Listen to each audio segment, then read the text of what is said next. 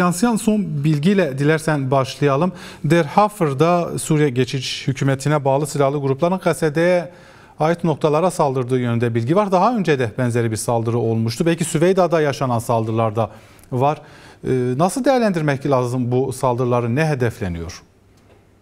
Aslında bir sıcak gelişme olarak aktarılabilir. Çünkü özellikle son 2-3 gündür daha çok aslında tamam bölgede kırılgan bir durum var. Kırılgan bir ateşkes var. Hem Kuzeydoğu Suriye için şu an yürürlükte olan ya da Suriye'nin genel için yürürlükte olan bir ateşkes var. Aynı zamanda Söğüde için biliyorsunuz bir ateşkes var. Ve son 2-3 gündür çeşitli saldırılar yapıldı. Hatta eş zamanlı olarak diyebilirim saldırılar yapıldı. Örneğin Kuzeydoğu Suriye'de Tabkan'ın batısına düşen Hafel bölgesine saldırılar yapıldı. O bölgede en azından resmi olarak şunu biliyoruz. O sınır bölgesinde HTŞ'ye bağlı güçlerin olduğunu biliyoruz. Yine Süveyda'nın özellikle Dar'a ve Kuneitra bölgelerindeki yapılan ateşkesten sonra belli bir sakinlik oluşmuş olsa da o bölgelerde çeşitli provokasyonlar, çeşitli saldırılar olduğunu biliyoruz ve son 2 gündür bunlar adeta eş zamanlı bir şekilde yoğunlaştığını da bölgede görüyoruz. Çünkü niye? Daha önce yapılan aslında bir plan vardı. Sanırım bu plan tekrardan devreye konulmak isteniyor. Nedir bu plan? Aslında bu biraz da özellikle MİT eliyle Hakan Fidan'ın için dahil olduğu kafasındaki planla işte HTŞ ile ya da Jolani ile çünkü kontrolsüz birçok güç var. Her ne kadar HTŞ olarak geçse de HTŞ'nin bünyesinde de örneğin çok farklı DAEŞ hücreleri var. Yine Türk devletine bağlı çete gruplar ve Suriye Milli Ordusu dedikleri ve bunlar çoğu zaman bu tür gelişimleri oluyor. Birileri tarafından böyle bir talimat aldıklarında ya da bir plan olduğunda bunlar doğrudan devreye girebiliyor ve şu anki hem Kuzeydoğu Suriye'deki saldırılara baktığımızda yine Süveyda'ya dönük son 2-3 gündür yoğunlaşan saldırıya baktığımızda bu planı adeta bilerek tekrardan devreye koyup böyle provokasyonlar yapabiliyorlar. Zaten konuya ilişkin Kasede tarafından açıklamalar yapıldı. Evet. Disiplinsiz güçler tarafından saldırıların olduğu ve buna karşı olarak da bir misilleme yapıldığı açıklaması yapıldı. Biraz orada da şöyle bir durum var. Onu da hemen aktarayım. Şimdi biliyorsunuz Söğüde'ye bağlı 32 köy HTŞ güçlerin elinde olduğunu biliyoruz. Ve bu köyler hala da HTŞ'nin elindedir.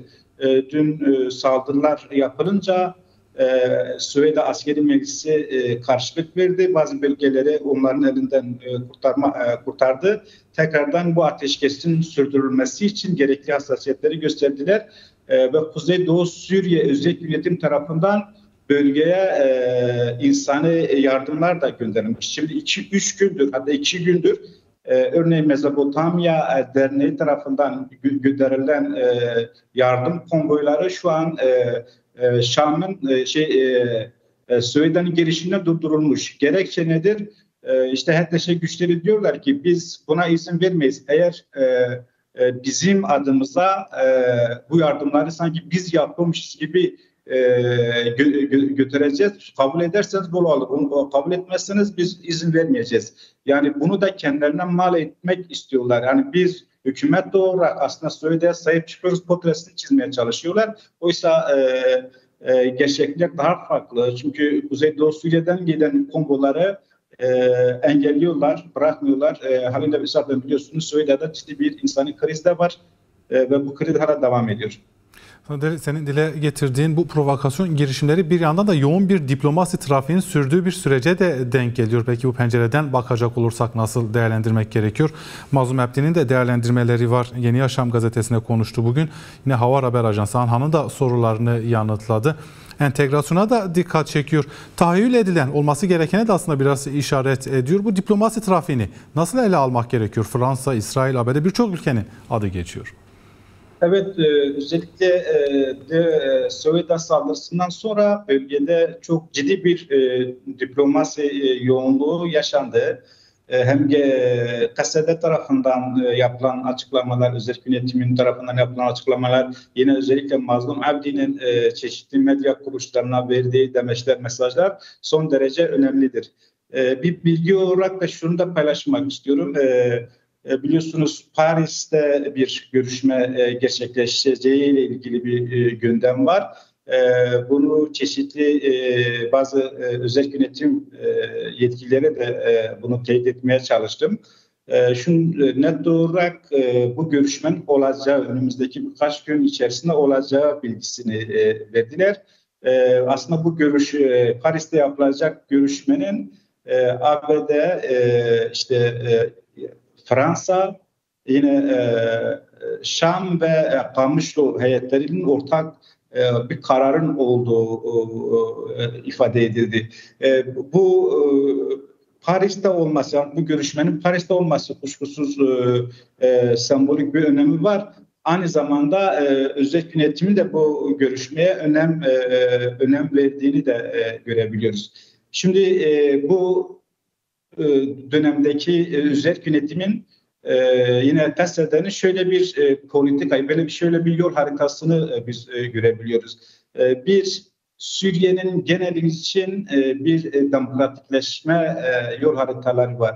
Örneğin en azından Şam, Halep'te Kamışlı kadar demokratik bir sisteme kavuşması gerekiyor. Ve Suriye'nin geneli için yapılan bir yoğun bir çalışma var demokratikleşme anlamında. İki, Kuzeydoğu Suriye'nin mevcut yeni oluşacak Suriye'de nasıl olması gerekiyor? Ve bunun üzerine yoğun bir çalışma var. Üç, Kuzeydoğu Suriye içinde Rojava, yani Kürtlerin Kürt statüsü nasıl olacak? Kürtlerin hakları nasıl olacak? Statüleri nasıl kalıcılaşacak? Bunun üzerine bir çalışma var. Şimdi bu üç temel, yani üç başlık üzerine yoğun bir çalışma var ve önümüzdeki günlerde Paris'e gidip oradaki müzakerelerde, oradaki görüşmede bunlar ifade edileceğini ben tahmin ediyorum.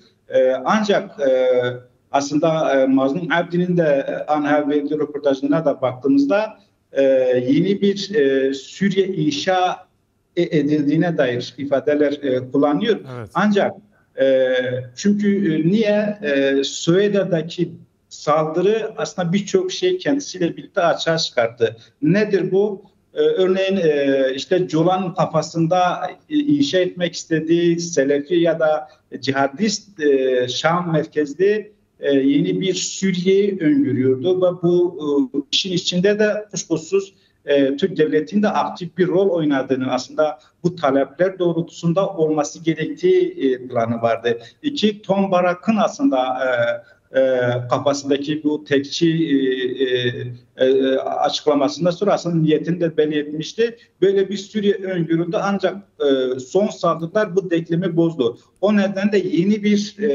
tartışmalara, yeni bir plana ve yeni bir Suriye olacaksa nasıl olması gerektiğiyle ilgili aslında sıcak bir diplomatik çalışma bunun üzerine kurulmaya çalışıyor. Bunun üzerine çünkü herkes anlattı, bütün kesimler anlattı ki böyle tekçi, merkeziyetçi bir Suriye'nin olamayacağı ve sürekli bir krizin ve savaşın derinleşeceği anlamına geldiğini herkes gördü. En azından bu şekil bakmayanlar da artık bundan sonra bunu dikkate almak zorunda kaldılar. Bana göre bu da son derece önemli. Bir diğer şey şu an gündemde olan ve yoğunca tartışılan ve bana göre bir anlaşılmayan bir durum da var. Aslında Mazlum Abdi entegrasyonla ilgili belli bir açıklık da getirdi. nasıl olması gerektiğiyle ilgili bir demecinde ifade ediyor. Çünkü örneğin bir paradoks var. Niye? Gerek geçici Şam hükümeti gerekse Türk devleti tarafına da Hakan Fidan'ın özellikle söylediği şey çelişkilidir. Bir taraftan işte Kase'de kendi silahlarını bıraksın, entegre olsun diyor. O zaman eğer kendi silahını bırakırsa bu neye entegre olacak? Bu zaten başlı başına problem. Ve bunun yanı sıra Suriye'de işte Suriye ordusundan bahsediyor. Geçici hükümetin ordusundan bahsediliyor.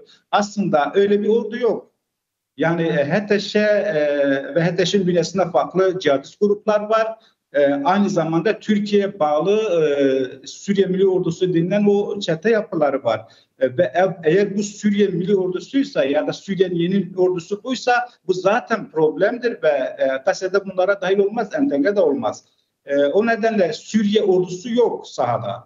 Kağıt üzerinde var.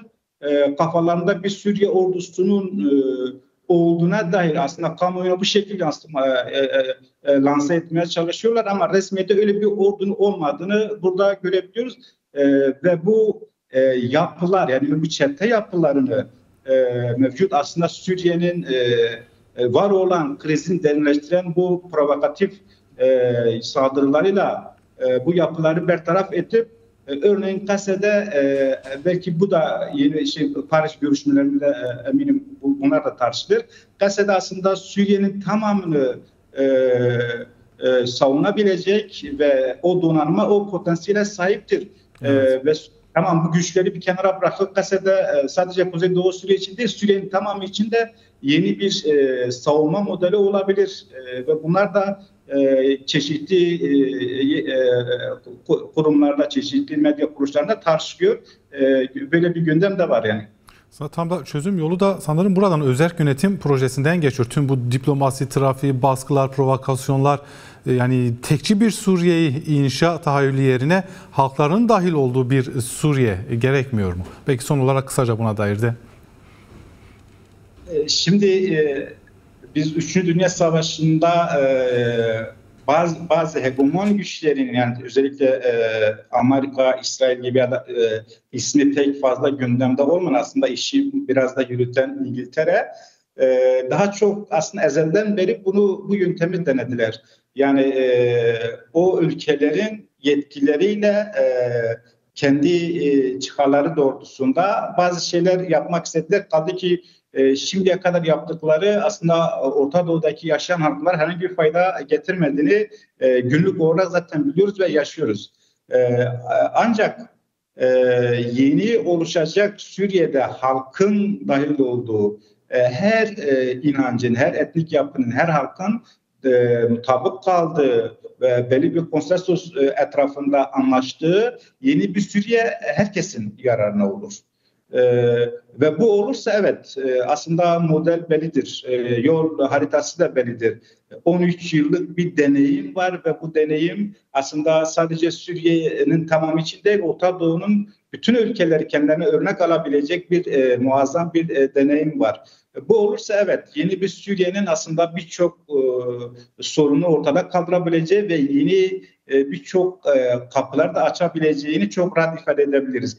Ancak eğer dikta edilirse merkezi bir yapı, tekçi bir yapı eğer dağıtılırsa bu hiçbir şey çözemez. Sadece kısa bir süreliğine kendi ömürlerini uzatabilirler. Kaldı ki Orta Doğu'da bu zihniyetle yaklaşanlar nasıl bir kaos yarattıklarını ve nasıl yıkıldıklarını biz görüyoruz, tanık oluyoruz. Evet. Bu da ondan pek farklı olmayacak. Aslında çözüm yolları çok alanlı bir şekilde önümüzdedir. Sadece bunu gerçek anlamda bunun doğru mücadelesini verip böyle bir sistemi inşa edebilinirse sorunlar nasıl rahat çözülebileceği herkes tarafından da görülecektir yani.